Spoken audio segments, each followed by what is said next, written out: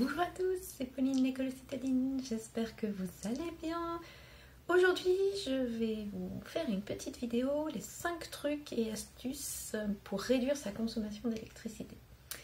On est au mois de février, l'électricité vient d'augmenter, je ne sais pas encore à quelle sauce on va être mangé, mais c'est toujours bien de trouver des trucs pour consommer moins d'électricité chez soi. Et moi, je vais vous parler de ma consommation d'électricité et de ce que j'ai fait pour la diminuer fortement. Alors je vais vous présenter 5 trucs que j'ai appliqués tout au long de l'année dernière, donc tout en 2023, et qui m'ont permis de diminuer grandement ma consommation d'électricité.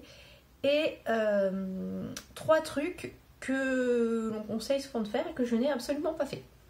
Bien sûr, les trucs que je vais vous faire, ce sont des trucs réalistes qu'on peut faire et pas les conseils habituels qu'on donne à tout le monde pour soi-disant réduire sa consommation électrique et qui, au final, la réduisent peut-être, mais sont totalement irréalistes dans un monde actuel. Quand j'étais petite, on me disait souvent il faut éteindre la lumière quand tu sors d'une pièce parce que ça va consommer de l'électricité. Et c'est vrai que quand j'étais petite, il y a 40 ans, enfin... 35 ans, on va dire. Il y a 40 ans, je ne touchais pas les ampoules, enfin les interrupteurs encore, mais on va dire qu'il y a 35 ans, effectivement, la majorité des ampoules, c'était des ampoules à filament qui consommaient énormément d'énergie. Donc oui, on éteignait les lampes en sortant d'une pièce. Maintenant, on a quasiment tous des ampoules à LED et la différence entre on l'allume, on l'éteint est plus aussi grande que quand j'étais petite. Effectivement, éteindre une lampe, ça aide à économiser de l'électricité, mais c'est pas ça qui va changer fondamentalement votre facture électrique au regard de la consommation actuelle des ampoules. Bref, on va passer tout de suite aux trucs qui marchent, en tout cas qui ont marché pour moi.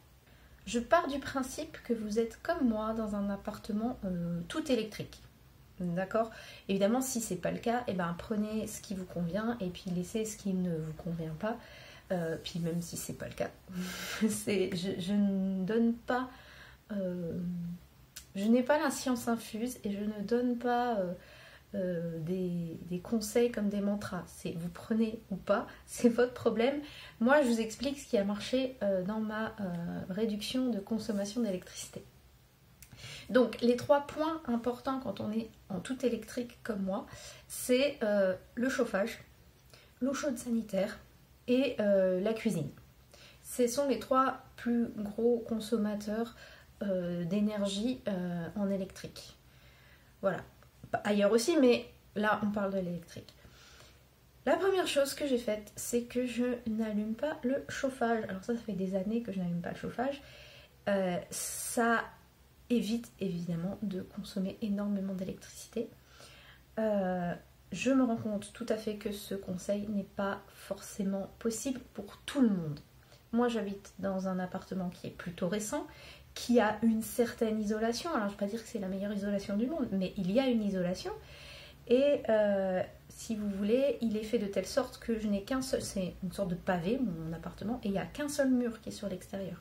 Tous les autres murs sont entourés par des appartements qui sont théoriquement chauffés, en tout cas qui peuvent servir de tampon avec l'extérieur, puisque j'habite pas au premier, j'habite dans les étages, j'ai encore des étages au-dessus et j'ai des appartements autour de moi aussi. Donc il n'y a que le côté fenêtre en fait qui n'est pas protégé par les autres appartements.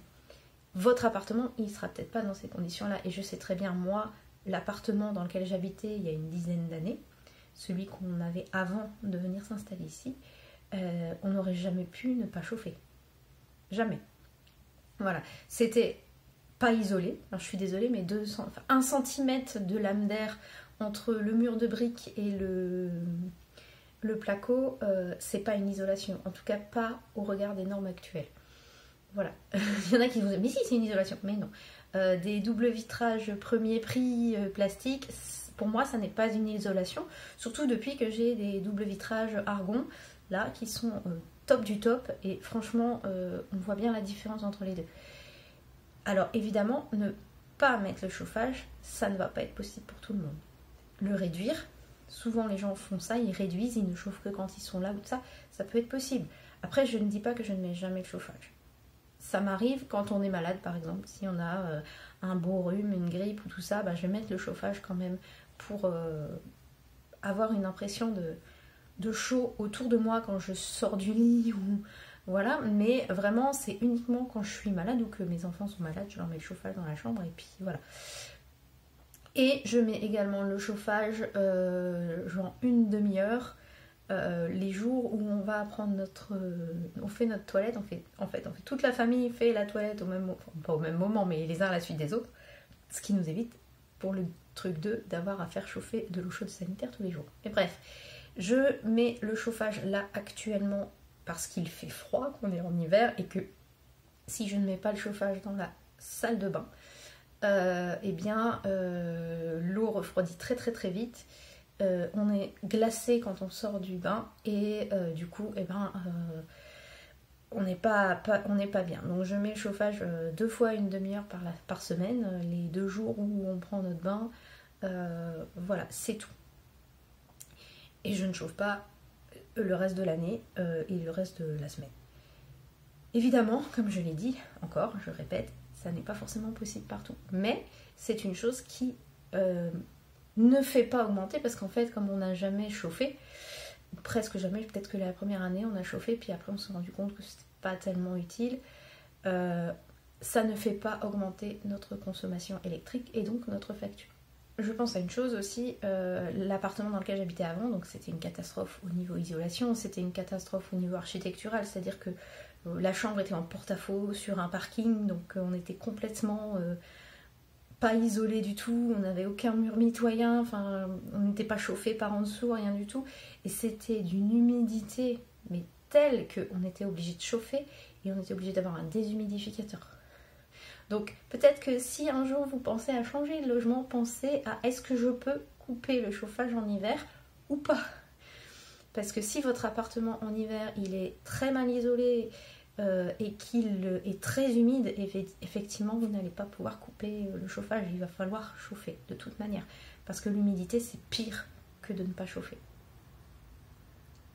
Le deuxième point c'est l'eau chaude sanitaire. Alors, l'eau chaude sanitaire dans les appartements électriques, c'est un cumulus, c'est-à-dire que vous avez une grosse bonbonne avec 200 litres d'eau dedans qui va chauffer. Et si vous êtes dans une installation un peu moderne, ça ne chauffera qu'aux heures creuses, c'est-à-dire pendant la nuit, la plupart du temps. Et du coup, eh bien, votre chauffe-eau, il va chauffer là où, pendant que l'électricité est la moins chère. Donc en théorie, c'est déjà une économie. Si vous n'avez pas heure creuse, heure pleine, en général votre chauffe-eau il chauffe tout le temps. Dès que vous tirez de l'eau chaude, ça va réchauffer. Et c'est encore pire d'un point de vue économie d'électricité parce qu'il va chauffer tout le temps. Le chauffe-eau, donc le cumulus, parce que c'est pas un chauffe-eau, c'est un cumulus, que nous avons nous ne l'allumons qu'un jour sur 2, voire un jour sur 3. En gros, je vous ai dit juste avant que je mettais le chauffage dans la salle de bain les jours où on se baignait, où on se lavait les cheveux et on utilisait. Et en gros, il y a 2 jours dans la semaine où on utilise vraiment beaucoup d'eau chaude.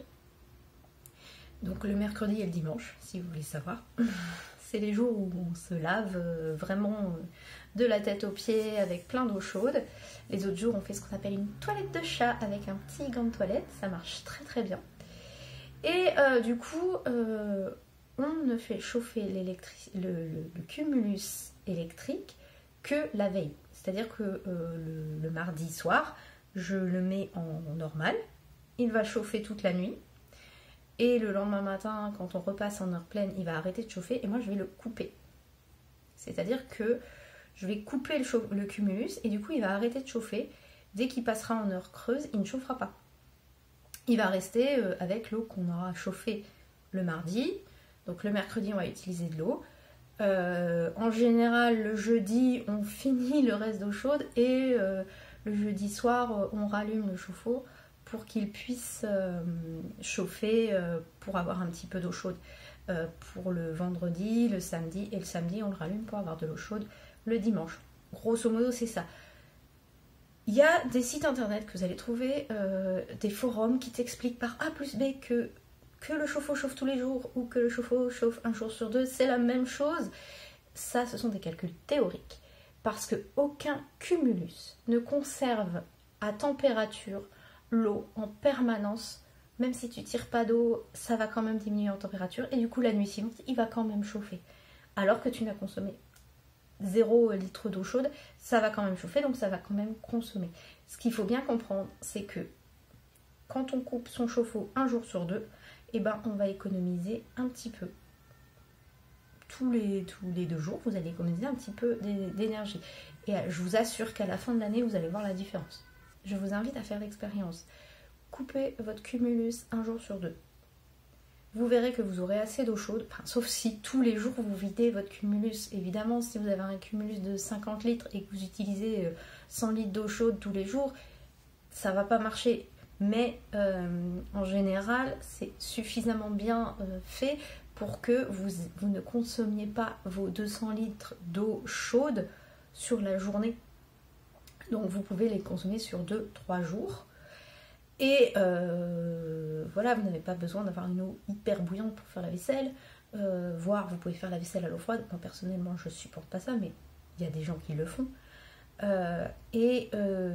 pouvez même vous laver à l'eau froide si vous voulez. Personnellement je le ferai pas.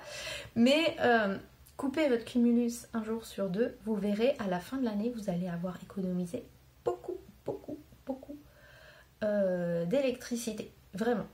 Contrairement à ce que disent certains forums qui vous disent que c'est pareil. Théoriquement, oui, sauf que les cumulus, ils perdent de la chaleur d'un jour à l'autre et que du coup, ils vont rechauffer, même si tu n'as pas consommé d'eau chaude, ils vont quand même utiliser l'électricité pour réchauffer ton eau à la température prévue par le cumulus, alors que tu es tout à fait capable de prendre une douche avec 3 degrés de moins d'eau chaude. C'est pas un problème. Le troisième point, c'est donc la cuisson. Voilà. Alors la cuisson en électrique, c'est des plaques électriques. Alors on va vous dire que oui, vous prenez des plaques à induction, ça consomme moins. Alors oui, les plaques à induction consomment moins, sauf qu'il faut parfois que tu rachètes toutes tes casseroles et toutes tes poêles. Et puis c'est pas donné les plaques à induction, mais effectivement ça consomme certainement moins que des plaques vitrocéramiques, voire que les grille-pains toast poêle à frire là qui existent encore dans certains appartements. Mais moi ce que je vous conseille vraiment, j'en ai déjà parlé dans une autre vidéo, c'est d'utiliser la marmite norvégienne. Vraiment ça va vous faire économiser énormément d'énergie parce que pour faire cuire du riz par exemple, vous faites bouillir votre eau, quand elle bout, au bout d'1 minute vous arrêtez et vous laissez 30 minutes dans la marmite, et la marmite, elle consomme aucune électricité, rien du tout. Enfin, c'est juste une couette dans laquelle vous avez mis votre casserole, et elle va continuer à cuire, et pendant ce temps-là, vous n'allez pas avoir une demi-heure d'électricité qui tourne pour votre casserole. Donc vraiment, ça fait diminuer énormément la consommation d'énergie.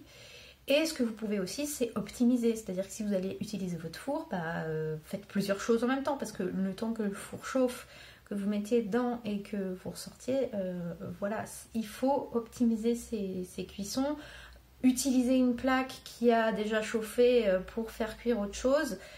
Ça évite d'utiliser 3 plaques en même temps qui vont consommer 3 fois. Tandis que si vous reprenez la chaleur d'une plaque qui est déjà active, alors bien sûr, en induction ça va pas marcher, mais si vous êtes comme moi juste en vitrocéramique, pas induction, et que vous vous brûlez la main dès que vous touchez votre plaque, eh bien vous pouvez très bien mettre une casserole pour faire fondre du beurre, ou je sais pas ce que vous pouvez faire, mais réutiliser l'énergie d'une plaque, ça peut être aussi intéressant.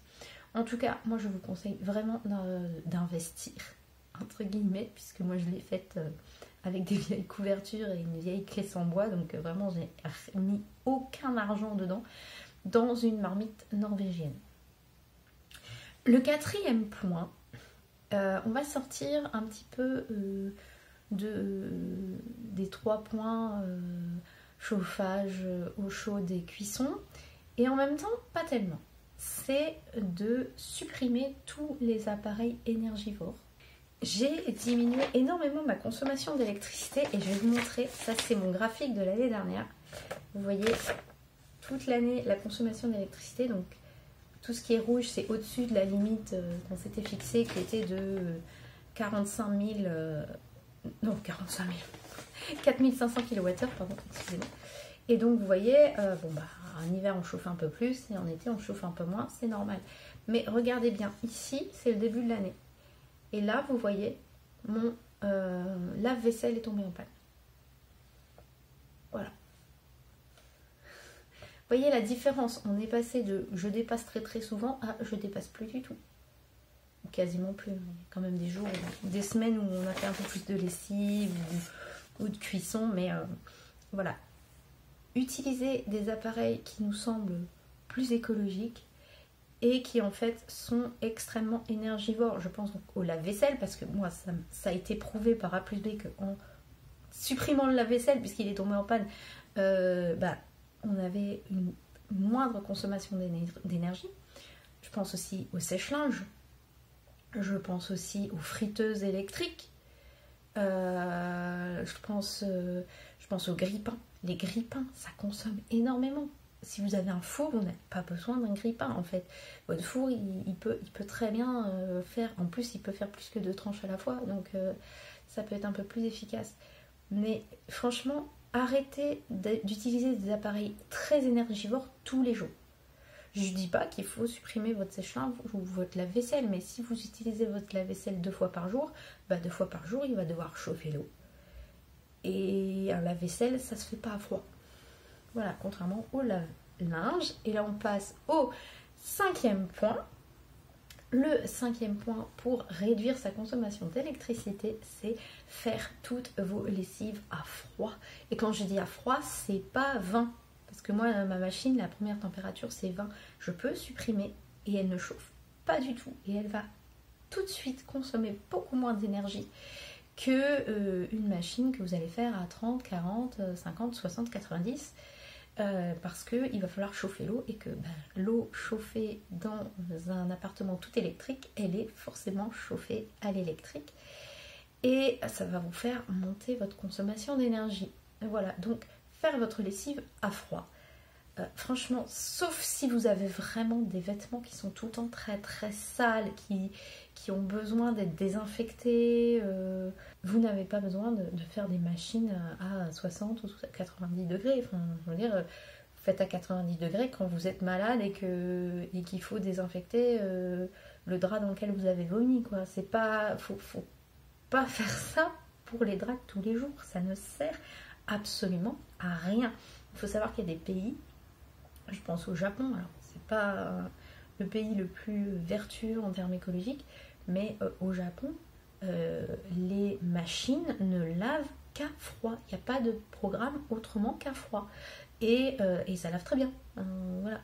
Il faut vraiment arrêter de penser que plus on met de température dans le lave-linge, mieux ça lavera. C'est pas vrai, et au pire, ça peut faire rétrécir les vêtements. Franchement, laver à froid, ça ira plus vite. Et ça consommera beaucoup moins d'énergie. Maintenant, on va passer aux 3 trucs pour économiser l'électricité que je ne fais pas du tout. Alors, la première chose, c'est éteindre sa box internet. Alors, je sais que la box internet, ça consomme énormément d'énergie. Énormément, mais vraiment énormément d'énergie. Je peux pas la couper en fait, parce que on a des horaires de vie tellement décalés entre moi, mon mari, mes enfants, qu'il y a pratiquement toujours quelqu'un qui utilise internet. Alors, c'est pas tout à fait vrai, parce que effectivement, je sais pas, je vais dire entre 1h du matin et 4h du matin, personne n'utilise internet. D'accord. Mais alors c'est de moins en moins vrai, parce que maintenant mon mari il se lève tôt, mais avant il se couchait 1h, 2h du matin. Donc jusqu'à 1h, 2h du matin, il utilisait internet. C'est plus le cas maintenant. Mais bon, mes enfants, ils utilisent aussi internet quand ils sont là. Moi, j'utilise internet. Parfois même, je me réveille la nuit, j'utilise internet. Donc on n'a jamais pu expérimenter cette possibilité d'éteindre la box internet à une certaine heure et de la rallumer à une autre heure. D'autant plus que la box internet, c'est notre moyen de communiquer avec l'extérieur, puisque nous n'avons pas de numéro de téléphone fixe, on a un numéro de téléphone par la box. Donc si la box ne fonctionne pas, on n'a pas de téléphone. On a les téléphones mobiles évidemment, mais c'est pas la même chose. Voilà. Et donc ça, on n'a jamais essayé, et même c'était même un niet absolu il y a encore quelques mois de la part de mon mari qui, de toute façon, se couchait à 2h du mat, et puis moi je me levais à 5h, donc pour 3 heures ça servait à rien d'éteindre, enfin voilà. Couper les multiprises avec un interrupteur. Alors maintenant ils ont quasiment tous un interrupteur, je le fais pas. Pourquoi? Parce qu'en fait on n'a pas d'appareil en veille, quasiment, à part la box internet. Aucun de nos appareils n'est en veille. On n'a pas de réveil branché sur le courant, on n'a pas de télé, on n'a pas de magnétoscope, on n'a que la box internet en fait qui est allumée en permanence. Tous les autres ne sont jamais en veille. Donc, ou alors quand on a des appareils en veille, c'est qu'on les branche et on les débranche. Donc on n'a pas, je n'éteins pas ça. J'éteins celui qui est à côté de mon lit parce que ça fait de la lumière et que ça me dérange, et que de toute façon il n'y a rien de branché dessus. Donc je branche parfois mon téléphone ou mon ordi dessus, mais c'est juste pour avoir une prise dans ce coin-là de la pièce, parce qu'il y en a une en dessous et que je n'y ai pas accès. Et qu'il n'y a pas beaucoup de prises dans ma chambre, donc j'ai mis un interrupteur, mais il est quasiment, la multiprise est quasiment jamais utilisée. J'en ai une de multiprise, donc vous voyez là derrière il y a des lampes, voilà, en dessous il y a l'imprimante qui est branchée en permanence dessus, et c'est tout. Et l'imprimante, quand elle n'est pas allumée, elle n'est pas en veille, donc elle est éteinte. Donc en fait la multiprise à bouton, elle ne sert à rien en fait, puisque les lampes elles sont éteintes, donc elles ne consomment rien, et l'imprimante elle est éteinte, donc elle ne consomme rien. Donc je n'ai jamais fait ça, de couper les multiprises le soir, parce que tout simplement je n'ai pas d'appareil en veille sur ces multiprises. Et à part la box internet, on n'a pas d'appareil en veille dans la maison. Le troisième point, pour économiser l'énergie, c'est de dégivrer régulièrement son congélateur. Alors ça, je ne sais pas si ça marche ou pas, parce que j'ai toujours un mal fou à dégivrer mon congélateur, parce qu'il est toujours plein. Et que pour qu'il soit dégivrable, il faut que je puisse enlever ce qu'il y a dedans sans risquer de perdre tout ce que j'ai congelé le temps que ça décongèle. Donc en général, je dégivre mon congélateur 2-3 fois par an, quand le stock du congélateur est très très bas, ou que je pars en vacances. En général c'est ça, une fois je pars en vacances, et puis les 2 autres fois c'est on arrive à la fin du stock du congélateur, juste avant de faire des grosses courses pour regarnir le congélateur, et bien je vais le dégivrer. Et ça m'arrive 2-3 fois par an maximum, et franchement je sais pas s'il y a une grosse différence avant, après, puisque nous on a un congélateur qui est assez vieux. C'était donc les trucs et astuces que j'ai testés ou pas, puisque les 3 derniers points, je ne les ai pas testés, puisque je ne peux pas ou je n'y arrive pas, pour réduire sa consommation d'électricité. Je rappelle bien sûr que ça a marché pour moi dans mes conditions de vie, et que peut-être pour vous, ça ne sera pas possible. Vous avez peut-être même des trucs qui chez vous fonctionneraient et qui chez moi ne fonctionnent pas. Peut-être la box internet ça fonctionne chez vous, mais pas moi, je n'ai pas réussi à l'imposer dans ma famille. Et si c'est le cas, si vous avez des idées autres que celles que j'ai données, n'hésitez pas à les mettre en commentaire, ça donnera peut-être des idées à d'autres personnes, et à moi aussi peut-être. J'espère que cette vidéo vous aura plu. Si c'est le cas, n'hésitez pas à laisser un petit pouce en l'air, à vous abonner à la chaîne, à laisser un commentaire pour expliquer comment vous faites vous pour économiser de l'électricité. Je vous invite à aller voir mes autres vidéos. Je vous souhaite une excellente journée et je vous dis à la prochaine fois. Au revoir.